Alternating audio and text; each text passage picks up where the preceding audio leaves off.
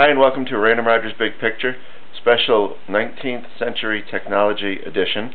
So we're in the middle of a pretty meaningful blackout. We had a massive storm Monday night when I was down in Phoenix. Blew down what I think was 16 trees just on our road. Power lines down all over the place. There's a whole crew here working. It's going to be a long time. Anyway, wanted to talk about one thing from the Super Bowl of Indexing conference. There was a debate early Tuesday morning between Gus Sauter, he is the Chief Investment Officer at Vanguard, and someone named Lawrence Siegel. I'm not sure where he's from, but whatever. He had a place talking. It was a debate about passive versus active. Siegel was not Jeremy, but Lawrence Siegel was making the debate for passive, and Gus Sauter, believe it or not, was making the case for active. Not completely active. He disclosed in his portfolio he's got about 80% in indexed products, and I believe he uses mostly ETFs for anyone who cares, and then 20% in actively managed stuff. I wanted to talk about the conversation that they had and the manner in which they framed the debate of active versus passive.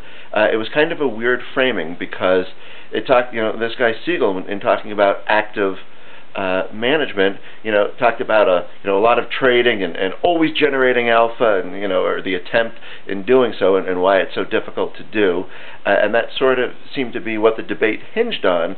And I would kind of bring it into, I guess, a third voice in that table is, I think, what I've been talking about, which is, and actually Mebane Faber, if I got his first name correct, has written far more about this than I have, because this is really all he does is he uses broad indexes. I understand it uses broad indexes, and then he uses the 200-day moving average or something similar to time in and out of the market.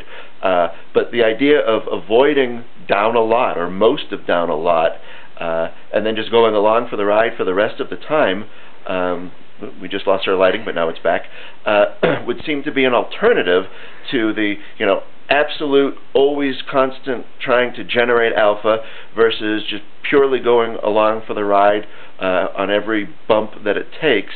And so there is a midpoint to the extent people want to pursue it.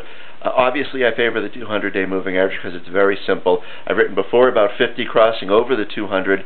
That's a fairly simple one as well, since there's two things that's technically speaking not as simple, but it is quite simple.